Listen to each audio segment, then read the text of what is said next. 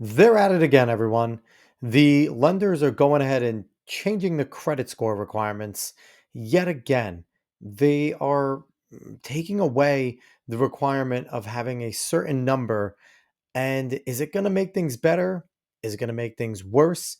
Is it going to make it easier for you to buy a house as a first time buyer? Let's find out. We're going to jump into an article from Newsweek that I'm going to read, react to, all that fun stuff. So let's do it. So, right here from Newsweek, mortgage market to be reshaped by new credit score requirements. Let's see what we got going on here, written by Hugh Cameron. So, Fannie Mae has announced it will be scrapping the minimum credit score requirement of 620 for loans submitted to its desktop underwriter engine. So, right off the bat, right there, I'm looking at this. First thing that's said, they're scrapping their minimum credit score of 620. Now, mind you, a 620 is not that great of a score. You want to have something near in the 700s in order to kind of get good rates on things. A 620 is not getting you great rates on anything either way. So to sit there and now say, we're going to go under 620, that doesn't bode too well. But let's keep going. I don't even know what their digital underwriter thing is, but let's keep on rolling here and see what we got. The change comes into effect this weekend. So this was written a few days ago. So the change is in effect now, and follows a similar move by fellow mortgage middleman Freddie Mac several years ago, potentially allowing more Americans to qualify for loans from lenders who review borrower information through their underwriting systems. Now, mind you, when I first read that, I was like, "Oh, Freddie Mac already loosened up their stuff. Okay." And I was like, "I guess maybe it's not too bad because they already did it and they're one of the two major governmental lending industries, which I'll talk more about that later." But what I do remember is I bought the home that I'm sitting in about 5 years ago. And I remember when I was purchasing my home, we went through a mortgage broker. So going around, going shopping for the best banks, and had a frank conversation with them. And he said, "Hey, you guys are in good shape with your credit." He obviously they know our credit scores and stuff like that. But he was concerned that they were starting to lax on the credit scores and stuff again. And they're seeming to be giving out mortgages to those who probably would not be able to afford the payments in the future. So that was starting then. He said they were being a little more stringent, but it was already starting to loosen then. So that must make sense that that is where it was starting to happen already with Freddie Mac, letting loose on some of their requirements. So when I start to put two and two together, now I remember this is exactly what my mortgage broker was talking about years ago. Let's keep going. Increasing access to the property ladder. Studies of Home Mortgage Disclosure Act (HMDA) data point to credit histories, which credit scores serve to represent, as one of the principal reasons for property loans being denied. And the elimination of scoring requirements could provide a leg up for Americans attempting to get on an increasingly inaccessible property ladder. So, while I agree that it is damn near impossible for first time buyers right now, it is really hard. You have to find a great deal, already have a good job. Like, it's not easy. It is not easy. It never was, but it's getting harder now than it ever was before. But I hate when they say those words could, right? This could be effective. Well, let's go to the flip side. This could be incredibly detrimental. This could destroy the housing market yet again. This could do unspeakable damage to our economy, which, oh, by the way, Fannie Mae and Freddie Mac were responsible for the housing bubble explosion bursting over in 0708. So we are seeing these subprime mortgages potentially creep their head up again. And that's not what we want at all. But here we go. This is the government screwing things up again. Let's keep going with the Newsweek article. Quote, prior to this change, a score of 1619 would result in an automatic disqualification, regardless of the borrower's broader financial profile. Bankrate financial analyst Stephen Cates told Newsweek, quote, this person can now potentially qualify for a mortgage, end quote. So there's a problem right there because a 1619 is not a good credit score again. And I get it. You want to look at all the factors. But you know what, though? If you have a really good financial history, why isn't your credit score higher? Are you making a lot of risky moves that the creditors don't see as a good thing? Now, I have an issue with the credit score in general, but honestly, it is not super hard to build your credit. Okay. I had crap credit in the 500s when me and my wife first got married and we're dating and getting serious. She helped me build my credit up into the mid 700s pretty damn quickly. It's not hard if you're a little responsible with how you're spending and the strategies on how to build it up. So to me, I'm looking at this something under a 620. I get it. If you're a person who's trying to buy a house who never really had to use credit or have a credit line before, this might get tough. But again, it's not hard to build that credit up. It really isn't. And this is something for having kids. Adults and parents need to be thinking about this for their kids. All right, let's keep going. Jake Krimmel, senior economist with Realtor.com, said the change would amount to, quote, a small positive demand shock, end quote, one that would be concentrated at an entry level of the American housing market. Now, I get it. This, like you said, small positive demand shock. That's looking at it on the bright side, right? That this opens up to maybe people who are a little closer to that threshold to be able to get a mortgage. But again, they are on the low end. Their rates are going to be skyrocket high. How high are the rates going to be with the people under 620? It's going to be ridiculous. And I honestly don't think it's actually going to help first time buyers that much. Let's keep going. Quote, I would expect any lift in buying power to show up in more affordable metros and lower price tiers, where credit constrained buyers are clustered, and particularly across the South, where sub 620 credit scores are more common, he said.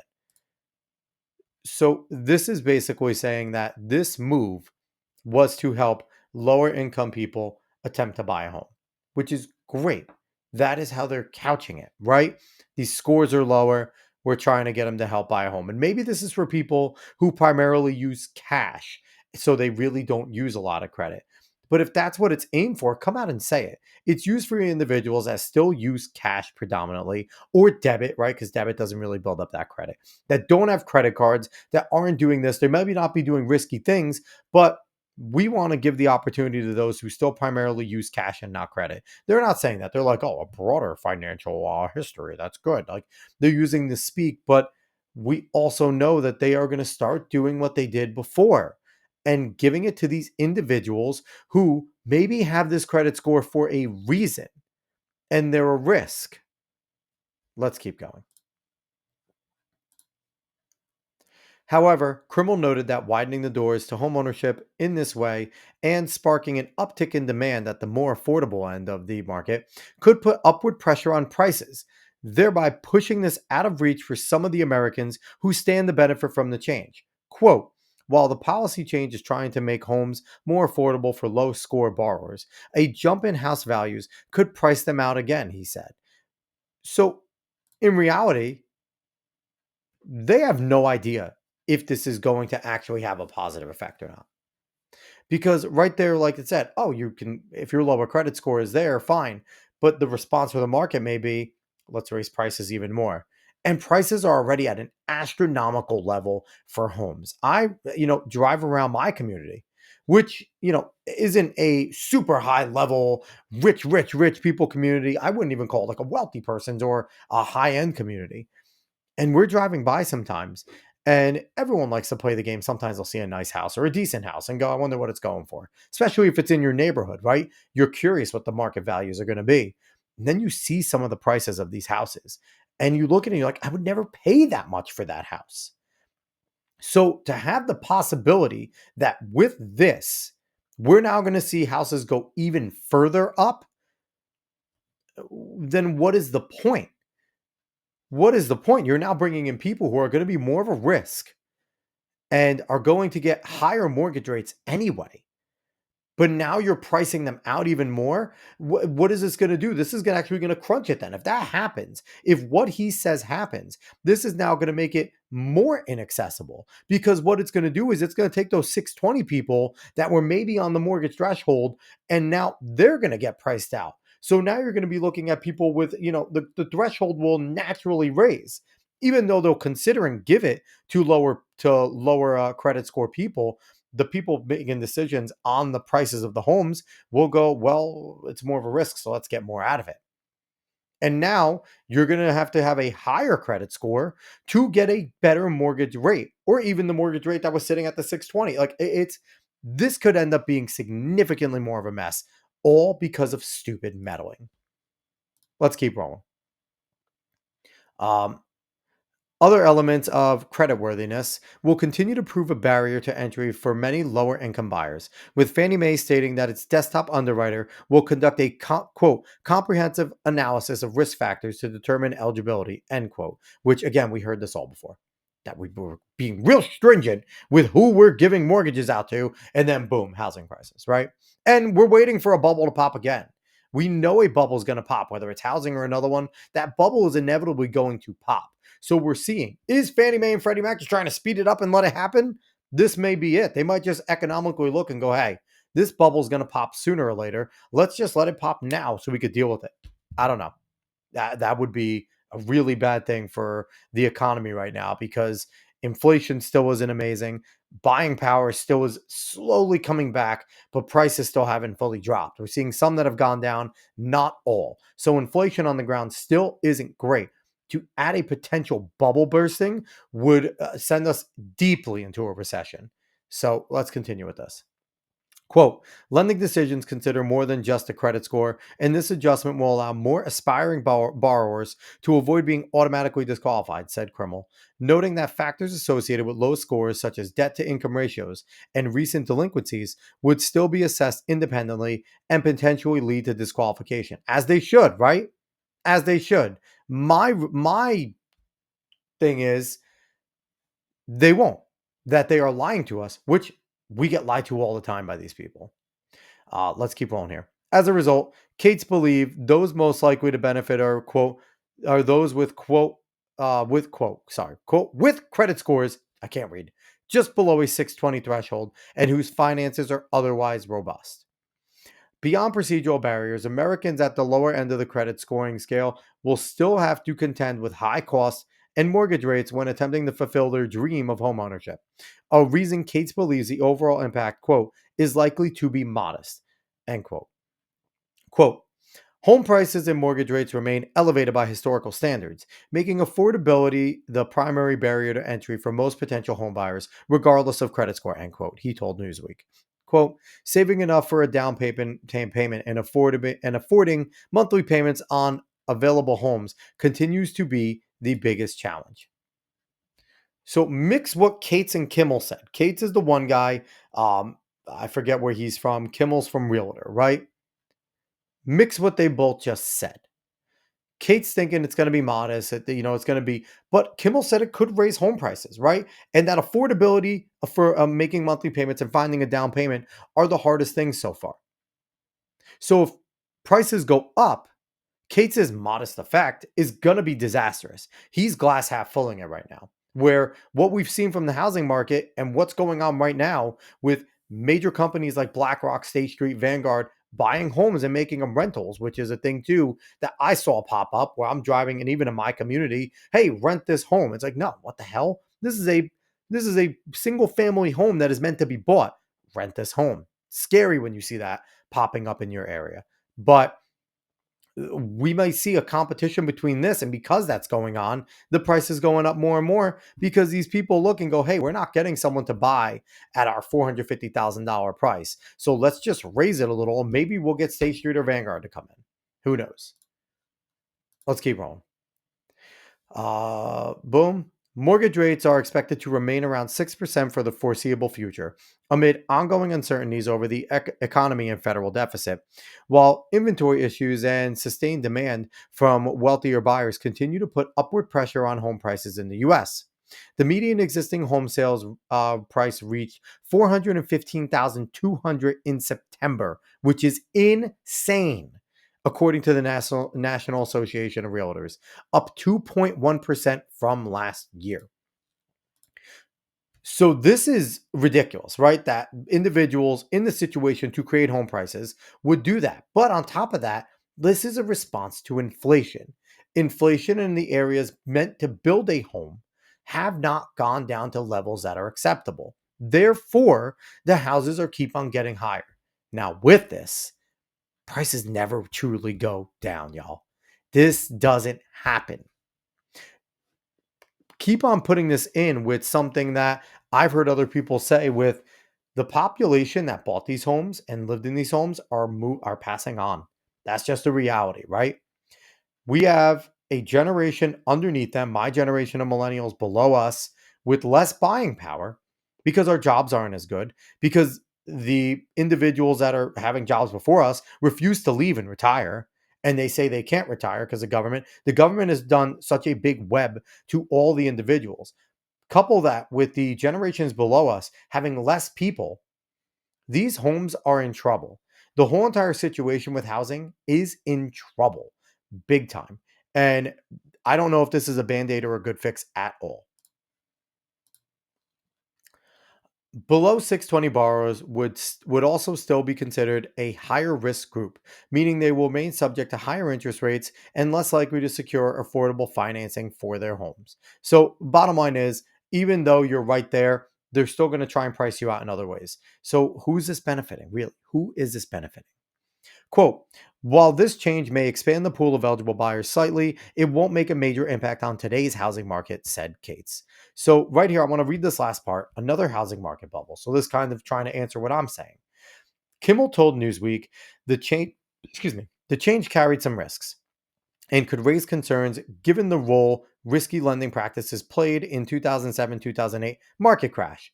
Quote, a 620 credit score today is not what it was 5 years ago. It's actually worse, he said. So we're seeing two different. We're seeing Krimmel, we're seeing Cates. Cates is glass half full. Krimmel is giving us reality, I believe. I believe Cates is trying to talk this up. Krimmel's giving us a reality. So a 620 credit score is worse. So let's break that threshold and bring it even down.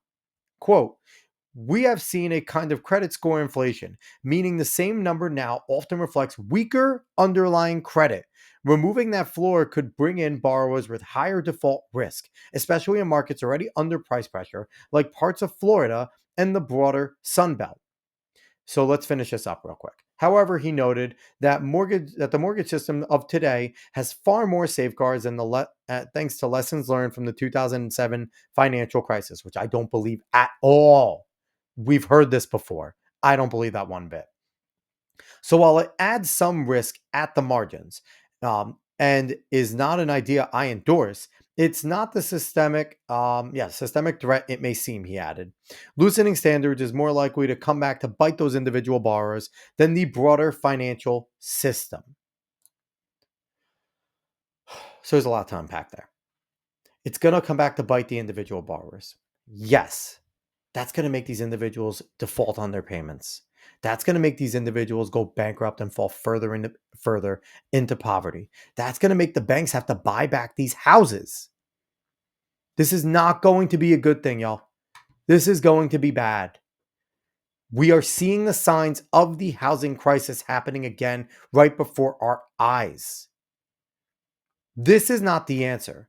And you want to know the biggest problem here? The overall biggest problem.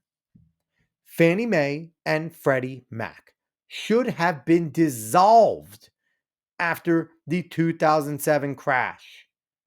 They are the core cause of the crash, and they are becoming the core cause of what potentially could be another housing crash. They are both government created entities. I think they're called GSEs. Our Congress has conservatorship over both of them. So whatever they do is government endorsed. Whenever government gets involved, things get worse. That is the core issue here, that we are dealing with two government entities that don't care because regardless of what happens, they continue to exist. This is being manufactured. I don't know if it's intentional. I don't know if it's just malpractice again, but this is not a good thing. Lowering the credit score to allow individuals to even potentially get a mortgage on a home they more than likely will not be able to afford is a bad thing. We are seeing this again. The push to just get people into homes instead of getting people into homes that they can afford or dealing with the pricing crisis, bringing inflation down on all goods so that even if the houses stay at the prices they're at now, individual buying power goes up. Getting people into careers again, not just jobs, stopping the raising of the minimum wage, which is lowering the buying power of all of our dollars in general. These are all things that go in. I'm not an economist, okay? I don't study this stuff, but you don't have to be in order to see the detrimental impacts of so many policies that have put us in this situation. So ultimately, I don't know where this is going to lead. I do not know how this is going to truly impact the market. Maybe Kate's is right. Maybe this is going to be a modest impact. Maybe it's not going to have a big deal. Maybe doing this because we have so many more safeguards on mortgages is going to be okay and we're going to be fine. Or maybe Krimel's right. And this is going to have a much bigger impact than we can even see. We already have so many things around the corner that we are fighting and facing. We have our debt is ridiculous for our government right now. Our buying power is not back up to where it was during the first Trump administration pre-COVID, okay? Our economy is not back to pre-COVID yet. We are seeing things going on that are obvious. I think Donald Trump is trying to do things foreign in terms of deals wise in order to get us back on an even playing field here. And then he may see what he could do to get us back. But at the same time, we don't have all this time. We need to get fixes. And this is not a good quick fix. And the 50-year mortgages that Trump was suggesting is not a good quick fix. I haven't looked into the basically keeping your mortgage price house to house, your mortgage rate. I haven't looked into what that's going to do. That seems like a better idea. People seem to be more happy with it, but I haven't read enough to know about the pros and cons. But we do need a fix. We truly do. And I don't know what the answer is, but this isn't it. So thanks for watching the video. I truly appreciate it if you got this far. If you enjoyed the video, please make sure you like, share, follow, subscribe, all that good stuff. And join us every Wednesday night, 9 p.m. Eastern live, where we do interviews with guests. And then we also do reactions to random YouTube videos that David likes to find for me because he hates me and likes to torture me. You can find our live shows on YouTube, Rumble, X, Kick, or Facebook. And you can find more videos like this and clips over on the YouTube and the Rumble. Please just go subscribe to the Alex Cuesta Show. I appreciate everyone for watching wherever you watched from. Thank you so much. Have a good one, everybody.